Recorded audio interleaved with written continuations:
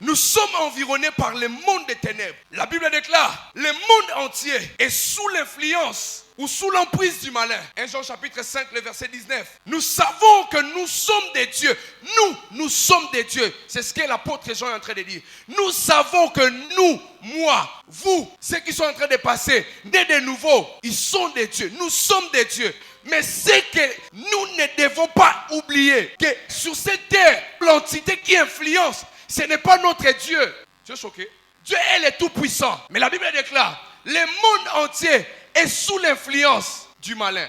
L'apôtre Jean, il était avec Jésus. Il a marché, il a vu Jésus opérer des choses extraordinaires. Dans Luc chapitre 10, à partir du verset 19, Jésus avant de partir, il a dit, voici je vous donne le pouvoir de marcher sur les scorpions, de dominer sur les autorités de ce monde. Mais lui-même, quand il écrit, il dit, nous sommes des dieux. Notre royaume, c'est en haut. Mais la terre est dominée sous l'influence du malin. Alléluia.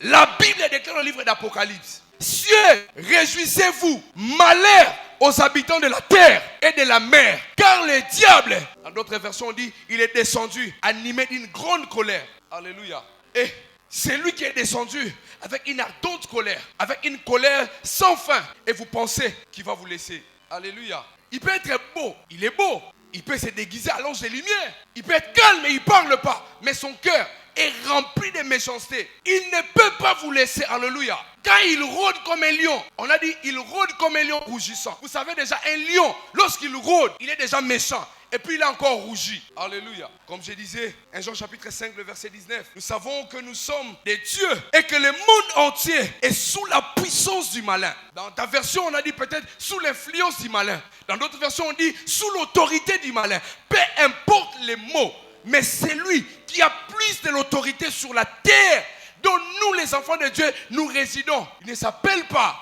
un ange Michael, le malin. Alléluia. Écoutez, dans Matthieu chapitre 6, les disciples sont venus voir Jésus. Ils ont dit, Maître, apprends-nous comment prier. Ça m'étonne. Lorsque Jésus apprend aux disciples comment ils doivent prier, Jésus n'a pas nié qu'il y avait les malins. Si vous lisez, je crois, à partir du verset 13, il a dit, vous direz ceci, délivre-nous de qui? Mais c'est Jésus. Il pouvait dire, ignorez les malins. Il a dit, non, lorsque vous parlerez au Père, dites-lui, délivre-nous du malin. Alléluia. Délivre-nous du malin.